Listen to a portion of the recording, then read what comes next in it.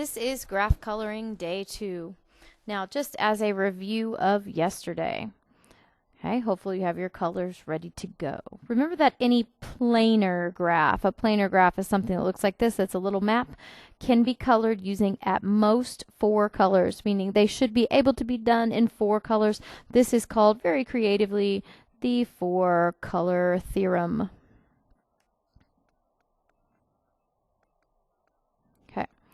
So if I wanted to color this, I would probably start off personally with this star because it's in the middle.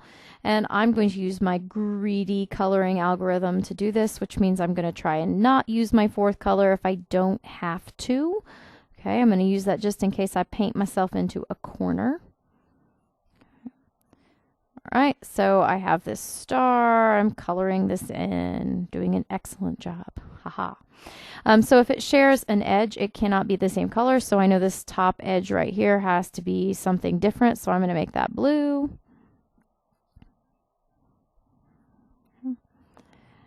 And let's see, we have a, this shares a little blue and a little red. So it's going to have to be a different color, maybe green.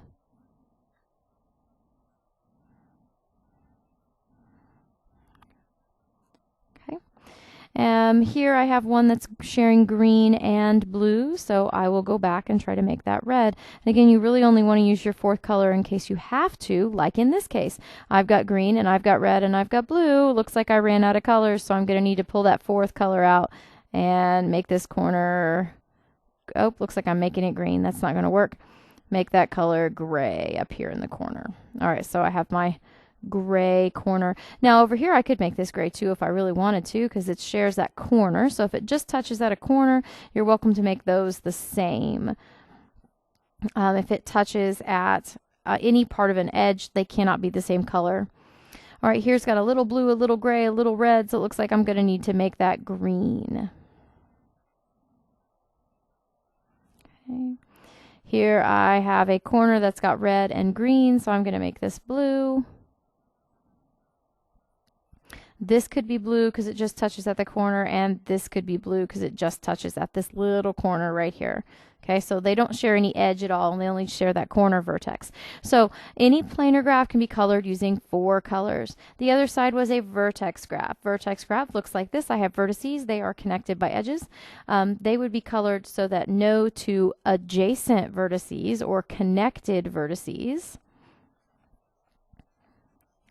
So remember, we talked about that being like the word connected, are the same color. So I usually want to start with my highest degree vertex. So how about this one? It's red. And then I would go on and say, well, I can't make this one red because it's connected. Can't make that one red or blue because they're both connected. How about green? This one up here can't be red or blue, but I could make it green. I could make this one green. I could make this one green or blue. Oh, can't make it green. What am I thinking? Maybe I'll go back to red. All right, so if they are connected, they can't be the same color. Now, sometimes a vertex graph, like this one, will require more than 4 colors to do. But the fewest number of colors that you can legally color that graph is called its chromatic number. So if I'm looking for the chromatic number, I'm saying this is the fewest numbers I can color it and still obey that rule that no 2 adjacent vertices are the same color. All right, so that was yesterday. Here's something new. Today we're going to talk about something called a dual graph. So sometimes when you're dealing with, I just drew this, so it's not too big of a graph here, but vertices are sometimes easier to deal with than actual maps. So you could actually turn a planar graph like this into a dual graph using vertices. That vertex graph is going to be easier to program into a computer if you wanted to use your greedy coloring algorithm to have your computer color it for you, or if you just wanted to deal with connections. So your first step in making a dual graph is to take each region of your planar graph and give it a vertex. So, for example, we've got regions A, B, C, D, E, F, and then G, H. Remember, we're going to color these, so make sure that your vertices are nice open vertices. The next thing we'd want to do is think about whether or not they could be the same color or not. So if they share any sort of edge, they cannot be the same color, which would mean in the vertex graph they would have to be connected. So if I look at the edges of A touches B and D and G. So I would want to make sure those were connected. A, D, and G. This way I won't color them the same color. Vertex B, let's see, the area shares with A, which I've already got, and D, so I'd want to connect it to D. And then E, it shares an edge with F, and it shares an edge with C. Okay. So A, D, E, F, C. C shares an edge with B, which I already have, and with F. Now it does share a corner right here with H, but no edge, so we're good. All right, D. D shares an edge with A. I'm just going to trace it here. And it shares an edge with G, so I need to go get that. It shares an edge with E. And it shares an edge with B. A, G, E, and B. E shares an edge with B, which we have, and D, which we have, and G, so we need that one. It shares an edge with F, so we need that. So B, D, G, and F. F shares an edge with C, which we've got, and B, which we've got, and E, which we have, and G down here on the edge, and then also H. Okay, G shares an edge with A, which we have, and D, and E, and F, and H. And it looks like H shares with G and F, which we already have. So here's our vertex graph, and we're going to do this one first. So we're going to color this first, and I'm going to use my coloring algorithm to do that. Let's see, I'm going to start here with B. I'm going to make that red. And then E, that's degree 4. This is degree 4. Looks like those are going to need to be different colors as well because they make a little triangle here. Okay. Down here, G, looks like that could be red. Here I can't have red or blue, but I could make this green. Vertex F, let's see, can't be green or red, but I could make that blue. Vertex C could be green. And vertex H could be green. So after you get all your vertices colored legally, then you can go over and you can transfer those over to your actual graph. So H, the vertex H was green, so I'm going to color the graph region green. And vertex E was green, so I'm going to color that graph region green. And then C and A. Now I'm not doing a very good job coloring here at all. Hopefully your colors are looking much better than this. Okay. All right. Looks like vertex B was red, so I'm going to go in here and color graph region B in a red. Okay. And G was also red, so I'm going to go in and color graph region G red. And then the other two were blue.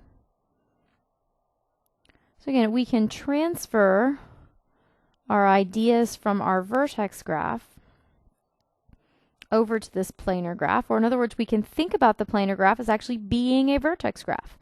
And if our vertex graph is based off of a planar graph, that means also we should be able to do it using only 4 colors. So that's one of the ideas when they went to solve these things and using that computer-aided theorem, is that they wanted to start looking at a planar graph as if it was a vertex graph, because the vertex is much easier to deal with in a computer. You can think about connectivity using our adjacency matrix, which we talked about in a previous chapter, where connections are a 1 and not connections are zeros, etc. Okay. All right, now I'm going to go to the next page, and it says draw a dual graph for the map of South America. Okay, and then color the dual graph, and then use the dual graph to guide your coloring of the actual map. So what we need to do is get our graph built first. Okay, so These are kind of hard to read, and sometimes I think it's going to be a little bit worse because you don't have, your copies probably came out really dark gray. Okay, so I'm just going to start. I've got these 3 countries right here, so I'm going to make our vertex there. Okay. And then we have, there's Venezuela and Colombia, so I can go ahead and do those. I see we have Chile coming down there, so I'm going to go ahead and make this CO for Colombia. There's Ecuador and Peru and Bolivia and Chile and Paraguay and Argentina, okay, Uruguay, and Brazil. So you should have 1, 2, 3, 4, 5, 6, 7, 8, 9, 10, 11, 12. 1, 2, 3, 4, 5, 6, 7, 8, 9, 10, 11, 12. Okay, I missed one. Did I? 1, 2, 3, 4, 5, 6, 7, 8, 9, 10, 11, 12, 13. 1, 2, 3, 4, 5, 6, 7, 8, 9, 10, 11, 12, 13. Guess I have them all. Okay, so I have a vertex for every country, and I want to go ahead and start getting these connected. So I'm going to start here with Brazil because that's really connected. Brazil is connected, connected, connected, pretty much to almost everything. It is not connected to Ecuador, but it is to Peru and Bolivia and Paraguay and also to Argentina. That one's kind of tricky. Okay. All right, so it is not connected to Ecuador or to Chile. Okay. All right, up here, these guys are all connected to the one that they are right next to, so we could connect those. Colombia is adjacent to Ecuador and to Peru. Ecuador is adjacent to Colombia and Peru.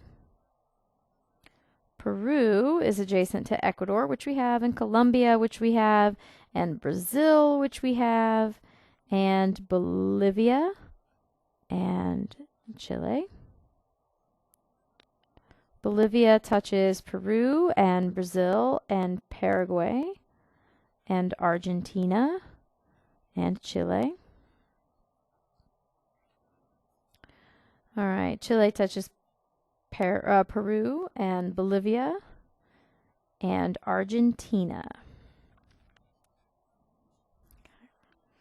Paraguay touches Brazil and Bolivia, which we have. It touches Argentina, and that's it.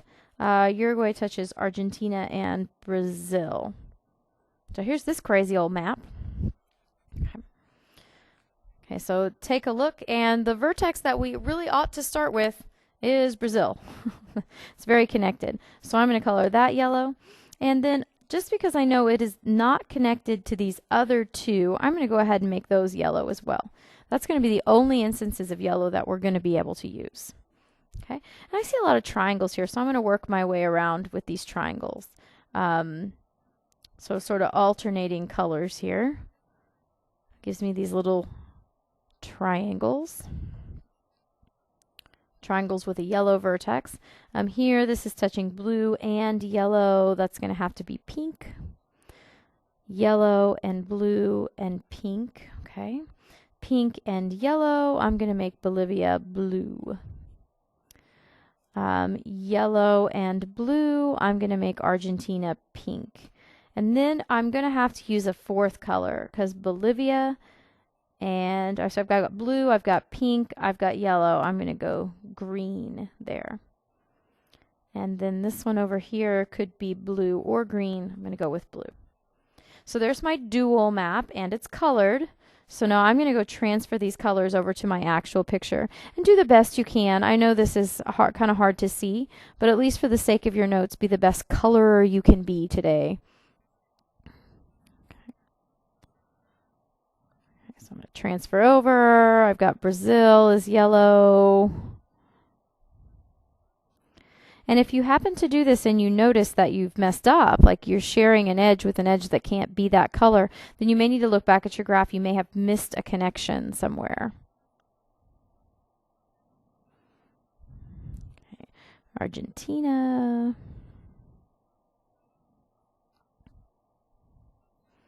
Peru. Venezuela. Suriname. All right. And then I'm missing Paraguay here. All right, so the idea again is that you create this map and then you transfer your colors over. Okay. So that's the new idea for today, this idea of a dual graph. You turn your planar map into a vertex graph and then take your vertex graph and color it. Once you've got your colors done, and again, just as a reminder, because we're dealing with a vertex graph that was based off of a planar map, you want to use 4 colors to do this with. Okay. And no more than 4. Then you should be able to just transfer your colors over. Okay, so a couple of notes about the homework today. Okay, most of you will probably be working on yesterday's as well. You have a worksheet today that looks a lot like yesterday. So you're going to be talking about coloring, chromatic coloring. So can you make a 2 coloring, a 3 coloring? Remember, if you have one that's impossible, you're just going to cross it out. Okay, so if you can't do the 3 coloring or the 4 coloring, you just stick with the 5. Okay, and then on the back, it's going to say draw a dual graph, color the vertices, and then color the map. So you're going to draw it, and then you're going to color it, and then you're going to color it. For number 8, you're going to draw it, and you're going to color it, and then you're going to use those numbers to color it. So I expect to see both the dual graph and the actual graph colored. Okay. Also attached are, so there's this worksheet here, which is worth, let's see, 7, 6, 7, 8. There's 8 questions on that. Okay. And then you're going to have another 2 problems